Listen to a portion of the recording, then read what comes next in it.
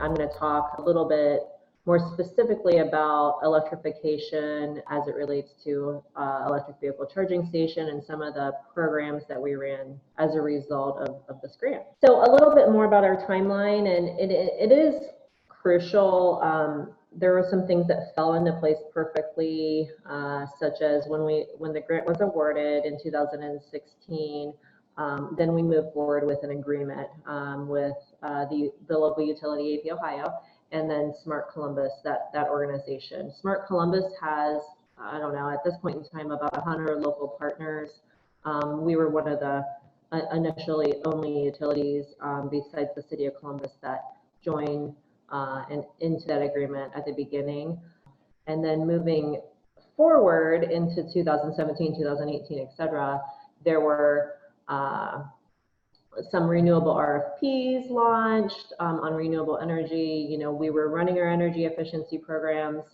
The EV charging station incentives was approved by the commission. So we did file its own plan on how we wanted to jointly with Smart Columbus launch an electric vehicle charging station incentive program for AEP Ohio customers. This is a good outline of the way that we designed our program. So we designed our program. There's sort of four legs, four types of customers, four types of locations where the charging station could get installed. And then based on the type of location is how the incentive was determined and paid. One of the lessons learned, if we were to do this over, we probably wouldn't have such aggressive incentives, right? And then we probably wouldn't have such variation, because in many cases we got into lots of Q&As and conversations with the customers as to, well, this is public charging, when it was in reality probably more workplace charging. And if you saw, we pay 80% on the public and 50%, up to 50% on the workplace. We essentially are sold out. We have a waiting list for charging stations. It's amazing going into this. We've been running DSM programs and E programs for a decade now, and you know, we're Ohio, right? We're Midwest. We're not East Coast. We're not West Coast. We're not early adopters by any means. So if you were to ask how many of our customers would be interested in charging stations, or who has talked about having charging stations at their workplace or at their business, I would have said going into this, not that many. It wasn't a topic of conversation. When we launched the program, and we had outreach folks and sales folks out talking about all of our energy efficiency programs, in addition to the new sexy charging station program, we had an overwhelming amount of interest around that. And the incentives certainly helped, and there's a lot more work to do. This was sort of the test case and the early, is the Ohio market ready for EV adoption and charging stations? So we were pleasantly surprised with early results, and we would like to keep the momentum. We do have a program, I guess I'll call it phase 2 of our charging station program, filed with our commission. We had X amount of level 2 charging stations and X amount of DC fast charging stations is how we designed the program. We wanted it to be spread across our service territory.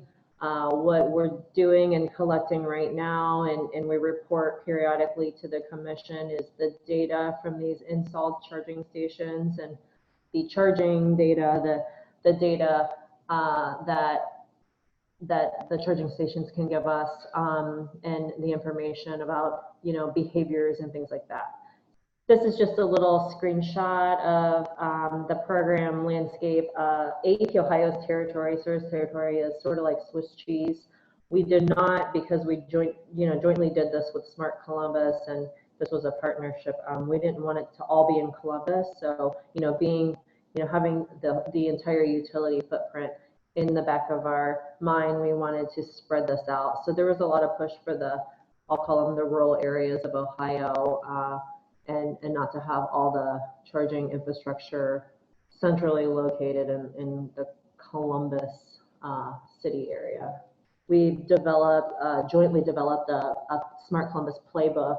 I'm sure that other cities have done something similar, but it talks all about our journey from the beginning to the end, the lessons that we learned, what we hope to learn in the future, and just some really good insight on all the aspects of Smart Columbus. At scale, there's a lot more to do in Ohio. We're just one utility of many in Ohio that is kind of here to tell our story and what we've done as far as charging infrastructure. But we want the message to be that we think that there's a lot more to do at scale for charging.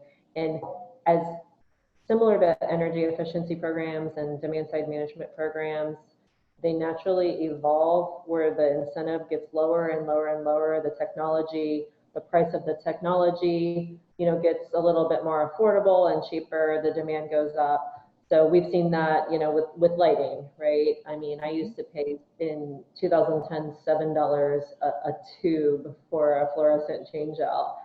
It's certainly not the case. That's not the case today, but it'll kind of, we foresee it projecting that same trend downwards as more and more get launched. So right now, the program that I spoke about was purely non-residential.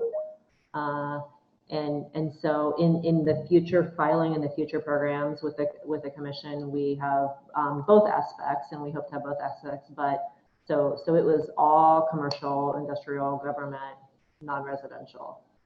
Some of the stations are getting installed as we speak, right? And some of them were on the earlier side. So we will be looking at all the financials, return on investments, and how impactful our incentives were in those calculations, right? Would the customer have moved forward with this charging station infrastructure at their facility if we didn't have such aggressive incentives, or if we had no incentives at all?